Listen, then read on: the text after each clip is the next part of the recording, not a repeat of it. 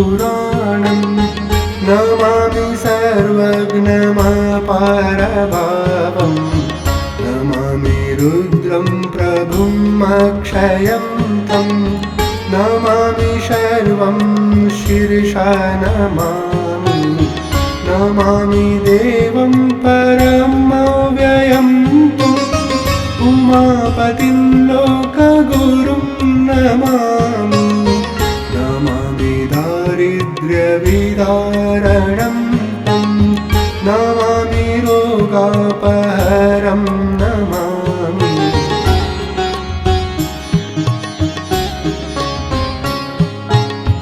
नमामि कल्याणमचिन्त्यरूपं नमामि विश्वोद्भवबीजरूपं नमामि विश्वस्थितिकारणं तं नमामि संहारकरं नमामि नमामि गौरीं प्रियम् अव्ययं तं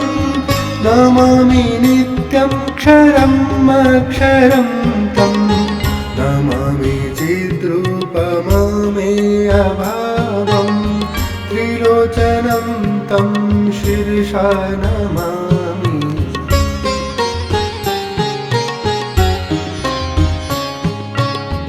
नमामि कारुण्यकरं भवस्य भयङ्करं वापि सदा नमामि नमामि दातारमभीप्सितानां नमामि सोमेशमुमेशमादौ नमामि वेदत्रयलोचनं तं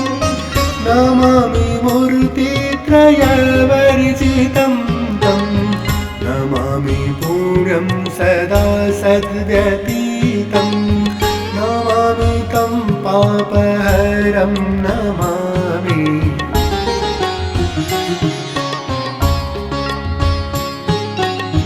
नमामि विश्वस्य हिते रतं तं नमामि रूपाणि बहूनि धत्ते यो विश्वगोप्ता सदसत्प्रणेता नमामि तं विश्वपतिं नमामि यज्ञेश्वरं सम्प्रति हव्यकव्यं तथागतिं लोकसदाशिवो यः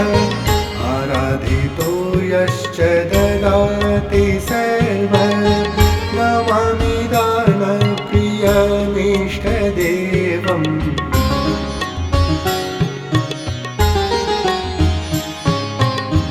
नमामि सोमेश्वरमस्वतन्त्रम् उमापतिं तं विजयं नमामि नमामि विघ्नेश्वरं नन्दिनाथं पुत्रप्रियं तं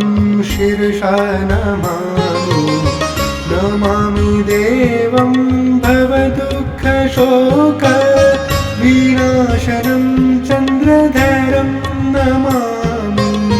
नमामि गङ्गाधरमीशमीड्य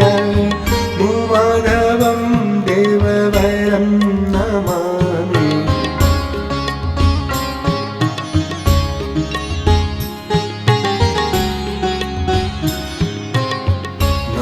नमाम्यजादीश पुरन्दरादि सुरासुरैरर्चितपादपद्म नमामि देवीं मुखवादनानाम् इक्षाथमक्षित्रितयं य एच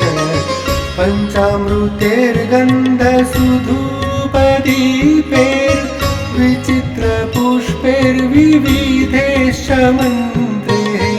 अन्नप्रकारैः सकलोपचारैः सम्पूजितं सोममहं नमामि इति श्रीब्रह्ममहापुराणे शम्भुस्तुतिः